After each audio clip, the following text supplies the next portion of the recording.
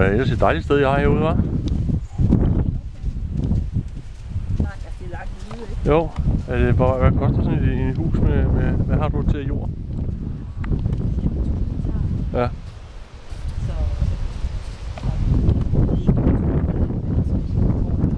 Ja, det er jo det. Man skal simpelthen passe på, det går så stærkt nogle gange, når man vil have det hele.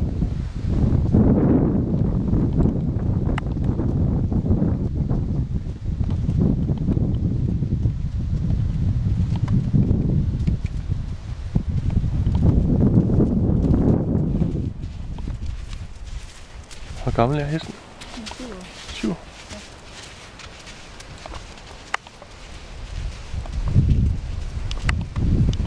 Har du flere? Altså ikke min egen. Nej. Jeg er lige ved at tønde ud i den her. Ja. Så jeg har 2 små børn, så jeg har faktisk... Ja, jeg har ikke tid, nej. Nej. Det er det, der er med. Ja. Det kender jeg godt.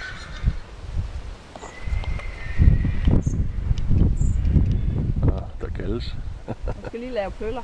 Så lader hun altså få lov til at stå. Nå. Ja.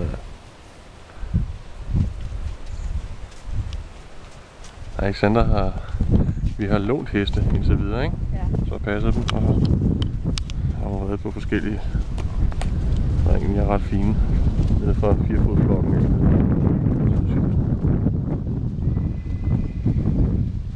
Men så var vi rigtig uheldige med den, eller smeden skal han se med den ene. Han kunne godt se, den var skæv på den, og så da han så i farten,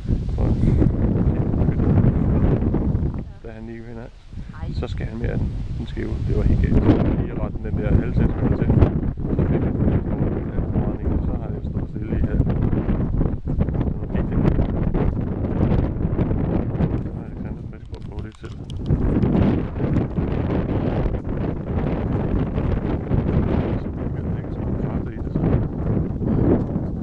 Ja, præcis. Og så er der andre spor.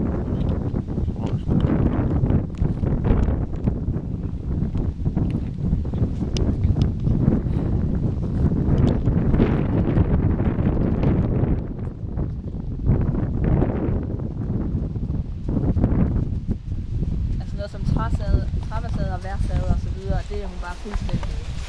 Det er jo det, jeg har trænet meget i klassisk. Ja. Så altså de der øvelser, dem har hun bare på plads. Ja. Hun er ekstremt øvelsesstærk. Ja.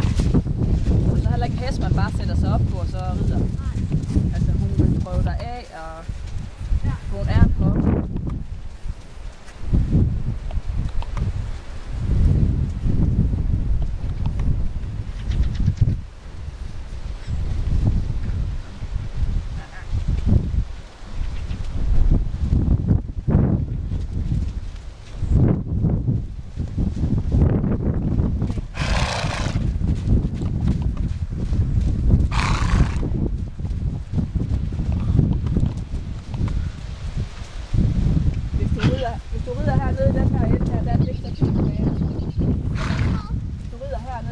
Der er den ikke så dyb banen. Så er den ikke så dyb dernede. Okay.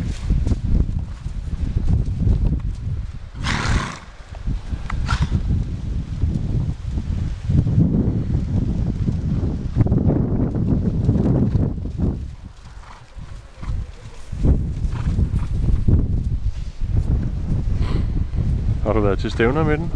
Jeg har ikke. Nej. Har den været til stævner? Ja, den har været lidt stævner. Okay.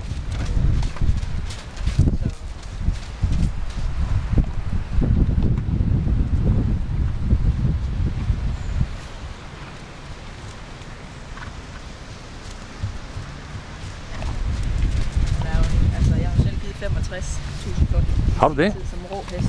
Hold da op. Og grund til at sætte så meget ned, det er fordi, at jeg vil have nogle stiger. Nej.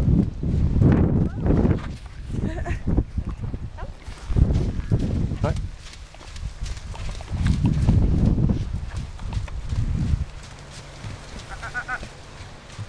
Ja, jeg kan godt lige lave det nummer, kan jeg se. Ej, det... Alexander, hun plejer altid at få de der heste, og millioner folk af. Ja.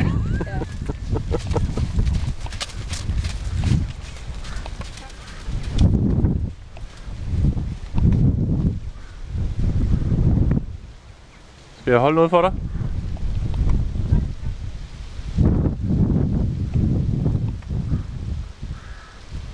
Du kan bare ikke galopere her. Hvad? Du kan ikke galopere her. Nej. For den er for dyb og træls. Ja, det er jo. Ja.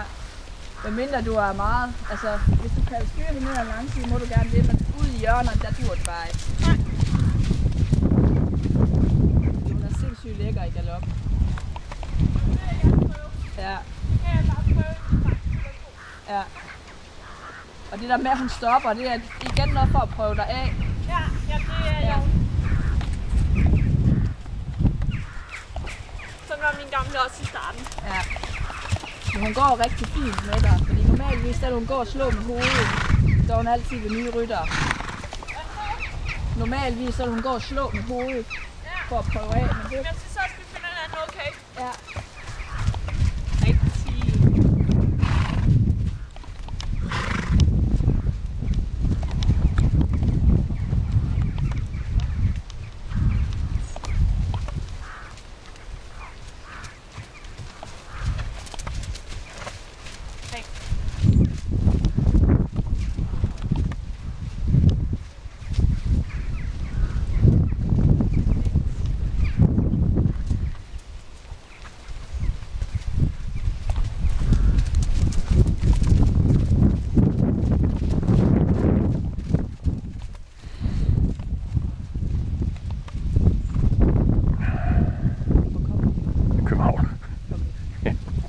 sagde i går, jamen jeg skal til Jylland i morgen, og min veninde ikke med.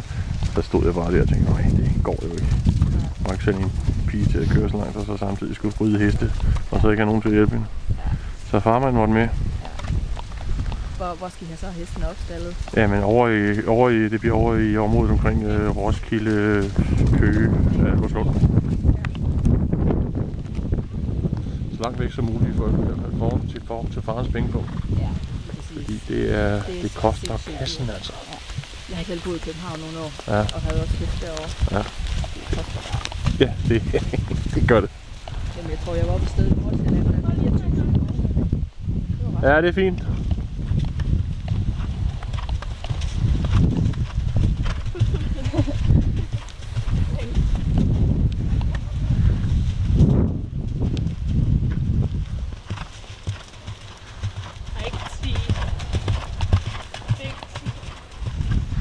Jeg får en tur rundt i bag på hele turen alligevel.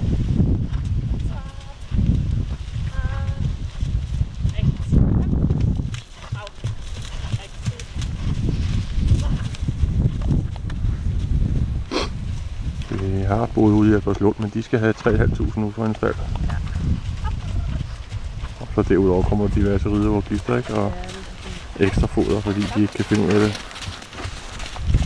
De synes, at de kun giver et vist mål, eller hvordan det nu er. Det har jeg ikke rigtig helt styret. Det er mest min kone og Alexander, der styrer det der.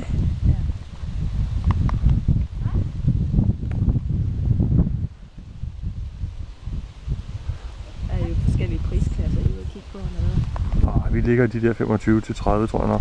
Det er, hun skal jo, altså, hun er en stor pige nu, ikke? Jeg har subsidieret ret langt. Jeg gør det indtil sommerferien, og så skal hun selv i gang. Og jeg arbejder med hun er 3.G, ikke? Skal de gøre det færdigt, og så skal hun så selv. Og det er så det, hun godt kunne tænke sig at bruge lidt tid på. For at kræfte med, det er det, hun skal. Nu må vi se, hvad der sker.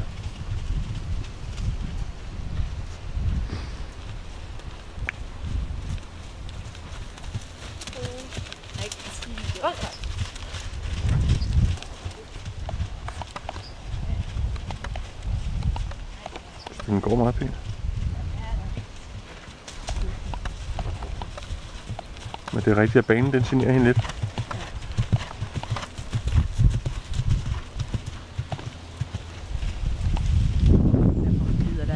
Ja, hun kan ikke lide det.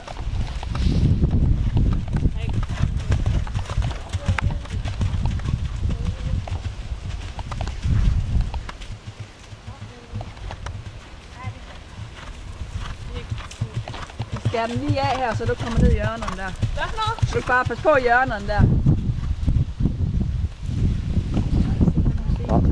Nej. Hvad det hedder? Lad være med at ride ned i de hjørner der. Ja. Fordi ellers så ender vi med at scene.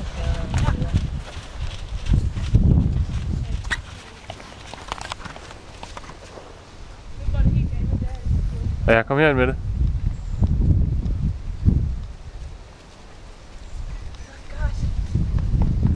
Hun er dejlig at være på, synes jeg. Jamen, hun er altså, som jeg sagde til min far, altså jeg har selv givet 65.000 for hende. Ja.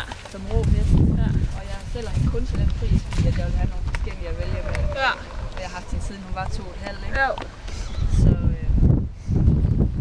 Så det er ikke prisen for mig, det er Ejeren, ja.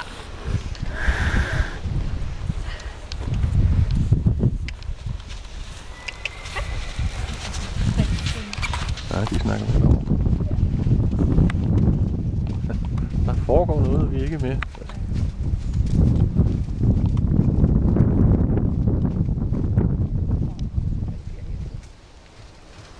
Nu har jeg lige galoperet, så skal jeg galopere igen.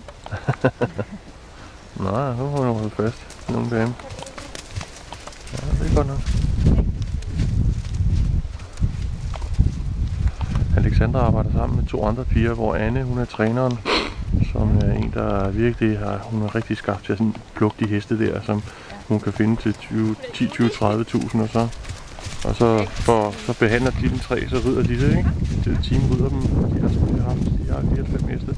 Det er så Anne, der ejer det, og Alexandra vil så gerne se at prøve kræfter med det nu, og det har Anne så sagt, jamen det er jo, du må gerne tage din egen heste, og så kan vi leve med, ikke? Så hun har faktisk, jeg tror hun arbejder med ridning sådan 3-4 timer om dagen. Hvad? Det er til dem selv, de har dem af far egen fornøjelse. Ja.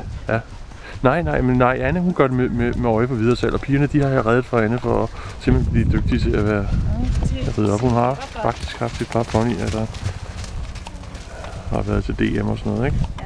Og nu er pigerne blevet så store, så nu er det heste, vi snakker om. Det kører de også på.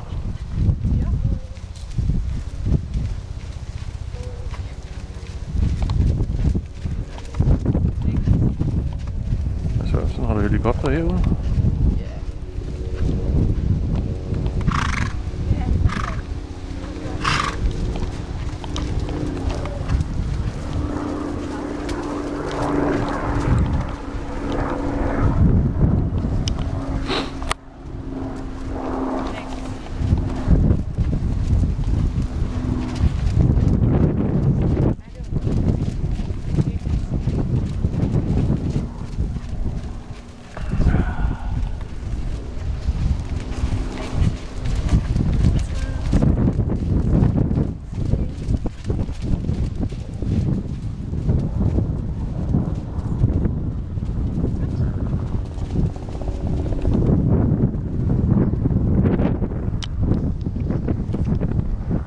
Hvor gamle er dine børn så?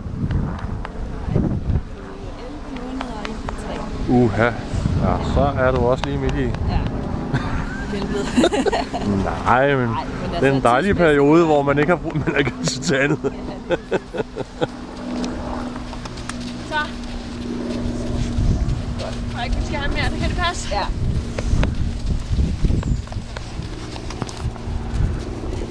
Jeg synes, den er ret værd på. Det gør ikke mig noget, hun er sådan lidt hoppet. Nej. Det er bare det, jeg er vant til.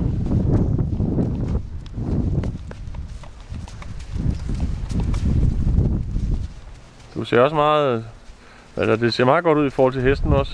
Ja.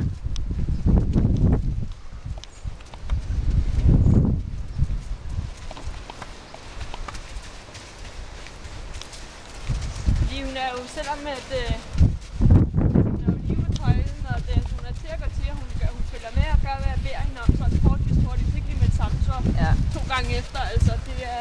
Altså hun er sindssygt intelligent, og det gør der så fedt at arbejde med, fordi hun er så hurtig i at lære det.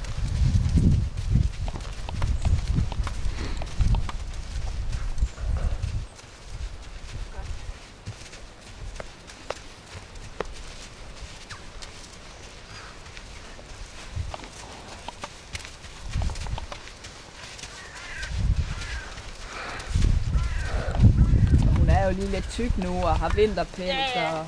Men det er jo bare 3 måneder, så er den jo fedt, altså. Ja. Det er ikke det, man skal kigge på.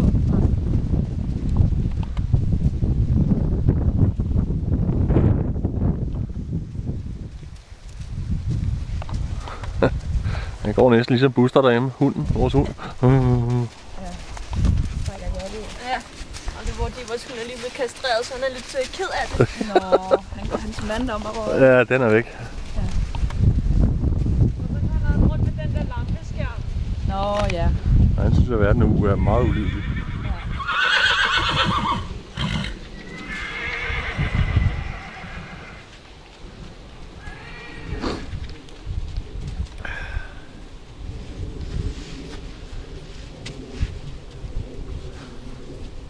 Hun er rolig nok. Det var lige før, når de vrinsker, så hun skulle også lige prøve mig af. Hun prøver dig af, det er 100% derfor. Ja, fordi nu var når de vrinsker, ja. Hej. Ja, ja. Nej, ikke der. Nej. Og så har hun da været sød ved dig. Ja. De kan vel formentlig også godt mærke, hvis der sidder en op på nakken af dem, der har lidt. Det kan de. Ikke mere erfaring, det er okay. Godt.